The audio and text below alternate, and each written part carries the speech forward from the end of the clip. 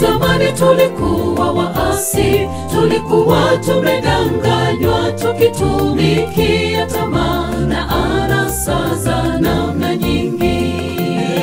Tulikuwa tunaishi katika uovu, tukichukiza na kuchukiana. Wema wake Mungu na upendo wake ulifunuliwa. Hapo zamani tulikuwa waasi, tulikuwa tumedanganywa, tukitumikia tamaa na anasa za namna nyingi. Tulikuwa tunaishi katika uovu, tukichukiza na kuchukiana. Wema wake Mungu na upendo wake ulifunuliwa.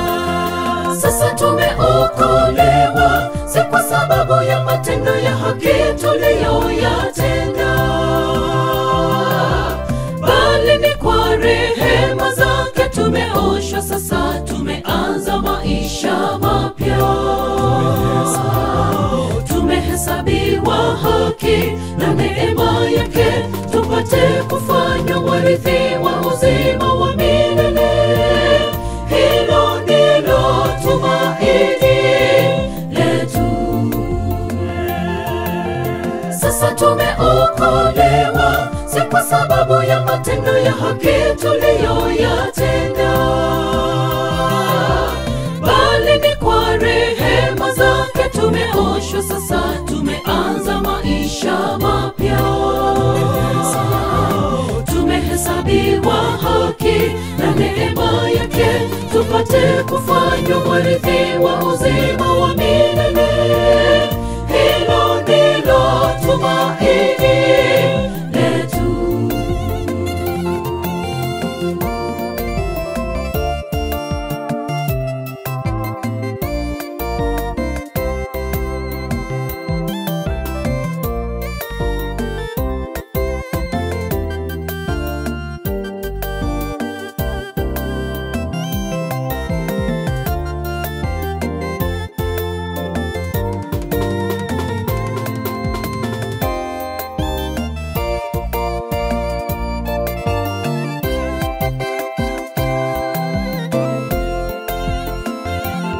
Neema hiyo ni kipawa cha Mungu, haikutokana kwa nafsi zetu, ni kupitia kwa imani.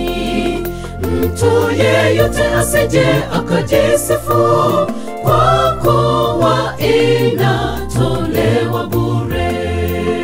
Neema hiyo ni kipawa cha Mungu, haikutokana kwa nafsi zetu, ni kupitia kwa imani.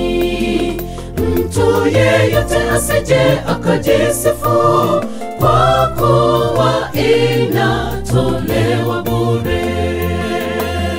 Sasa tumeokolewa, si kwa sababu ya matendo ya haki tuliyoyatenda, bali ni kwa rehema zake tumeoshwa. Sasa tumeanza maisha mapya, tumehesabiwa haki na neema yake, tupate kufanywa warithi wa uzima wa milele. Hilo ndilo tumaini letu.